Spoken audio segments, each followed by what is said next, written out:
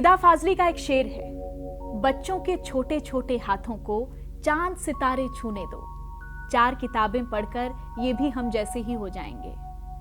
जिस देश में, जिस समाज में महिलाएं, बेटियां साक्षर होती हैं, वो समाज बहुत सुंदर होता है। त्रिलोचन की एक कविता है जिसमें एक बच्ची की निश्चलता आपका मन मोह लेगी और साथ ही आपके जहन में ये सवाल भी छोड़ देगी कि कैसे बच्चियों को समझाया जाए कि पढ़ना लिखना कितना जरूरी है। कविता का शीर्षक है चंपा काले काले अक्षर नहीं चिन्हती। चंपा काले काले अक्षर नहीं चिन्हती, चंपा काले काले अक्षर नहीं चिन्हती। मैं जब पढ़ने लगता हूं वह आ जाती है, खड़ी खड़ी चुपचाप सुना करती है। उसे बड़ा अचरज होता है, इन काले चिन्हों से कैसे ये सब स्वर निकला करते हैं। चंपा सुंदर की लड़की है, सुंदर ग्वाला है, गाय भैंसे रखता है। चंपा चौपायों को लेकर चरवाही करने जाती है। चंपा अच्छी है, चंचल है, नटखट भी है।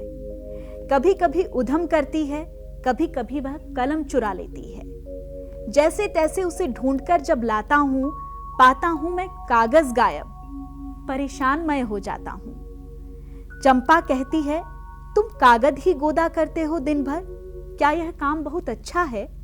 ये सुनकर मैं हंस देता हूं। तब चंपा चुप हो जाती है। उस दिन चंपा आई, मैंने कहा, चंपा तुम भी पढ़ लो, हारे गाढ़े काम सरेगा। गांधी बाबा की इच्छा है सब जन पढ़ना लिखना सीखें। चंपा ने यह कहा, मैं तो नहीं पढ़ूंगी। तुम तो कहते थे गांधी बाबा अच्छे हैं, वे पढ़ने लिखने की कैसे बात कहेंगे? मैं तो नहीं पढ़ूंगी।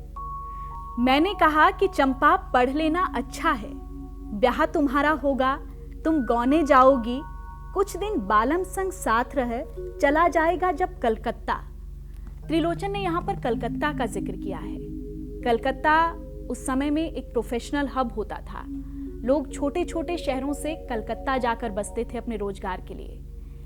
तो कलकत्ता को जो महिलाएं थी, जो जिनके पति कलकत्ता जाकर बस जाते थे कामकाज के लिए, वो एक दुश्मन की तरह देखती थी। इस कविता में भी कहीं ना कहीं वो चीज झलकती है जिसमें चंपा कलकत्ता के नाम से एकदम चिढ़ सी जाती है। मैंने कहा कि चंपा पढ़ लेना अच्छा है, ब्याह तुम्हारा होगा, तुम गौने जाओगी, कुछ दिन बालम संग साथ रहे, चला जाएगा जब कलकत्ता। बड़ी दूर है वह कलकत्ता, कैसे उसे संदेशा दोगी, कैसे उसके पत्र पढ़ोगी? चंपा पढ़ लेना अच्छा है।